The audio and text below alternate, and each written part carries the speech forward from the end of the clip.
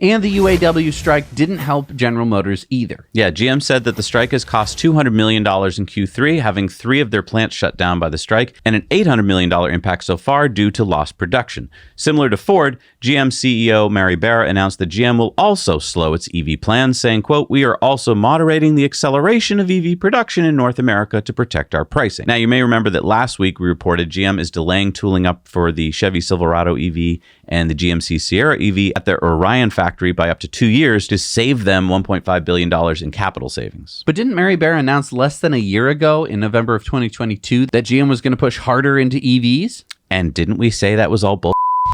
Yeah, so now GM is no longer pursuing the goal of building 400,000 EVs between 2022 and mid-2024, which we pointed out on this show was next to impossible. And GM said they are abandoning their previous plan to invest $5 billion in developing new entry-level EVs. So what is their new EV goal? GM's CFO, Paul Jacobson, said GM is opting to avoid discussing interim production goals. Yikes. Yeah, they are screwed. Ford and GM are screwed. Look, NACS, great that they're saying they're going to use it, but it's too little too late. Existing models, like we talked about, are not that exciting. Cybertruck is coming, and Model Y is a bestseller. And we're going to talk more about this on the Investor Club with some charts that are going to show you for sure of what I'm saying. And I'm sorry, not sorry, that we called this next one too. GM and Honda have announced that they are no longer going to work together on the $5 billion partnership that they announced in April of last year, saying in a joint statement, "After extensive studies and analysis, we have come to a mutual decision to discontinue the program." What was that partnership again? GM and Honda, remember, said they were going to work on developing EVs that cost less than $30,000 so they could compete with Tesla. Here's what we said at the time of the announcement last year. If this doesn't read as desperation, then you either aren't paying attention or I am crazy. What do you mean? Well, I mean, I predicted that the big auto companies would go out of business, and this is yet another step on the way to obsolescence. But I mean, they're partnering together to drive down costs and save money. Exactly. Neither of these companies can figure out how to make money on an EV, especially a low-end, affordable EV where the margins aren't as good as the huge luxury like Hummer EVs. Two giant behemoths like Honda and GM working together, that is no easy task. I mean, look, historically, it hardly ever works out. When's the last time you heard about two giant companies working on anything? But they're desperate, and this is what desperation looks like.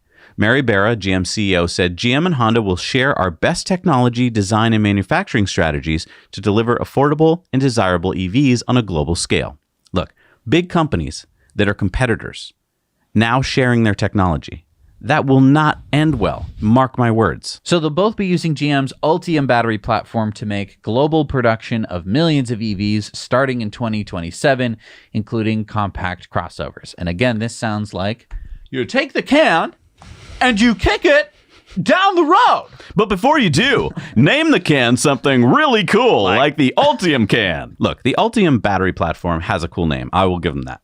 But that's where the good stuff stops. There's nothing cutting edge about these batteries, except it's cutting edge for GM and Honda.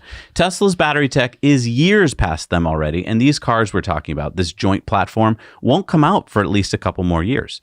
Even if they somehow pull off all the cooperation issues, they're still going to be haunted by battery supply issues and then having to compete with one another at the end. So, okay, now you got a Honda that's basically the same as a GM, and now they have to compete. This may well be the first steps towards these two companies merging, which is what I predict as one of the steps in their downfall.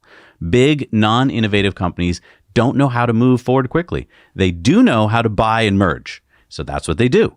Just like Fiat and Chrysler merged into Stellantis, and look how that's going for them, I say it's bye-bye Honda and GM.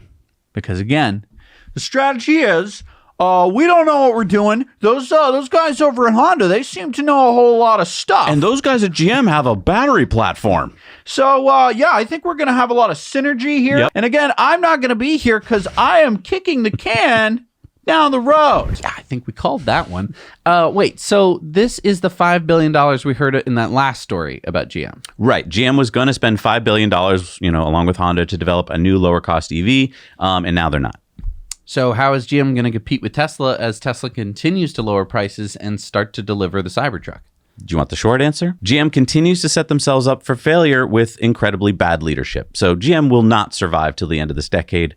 Mark my words. And maybe in about 7 years, we can play this video. We'll play this video and we'll go, yeah, we were right. But wait, There's a new partnership to announce. GM, Honda, and Cruise, which is owned by GM, have just announced that they are now going to form a joint venture with plans to introduce a driverless taxi fleet in Tokyo by early 2026.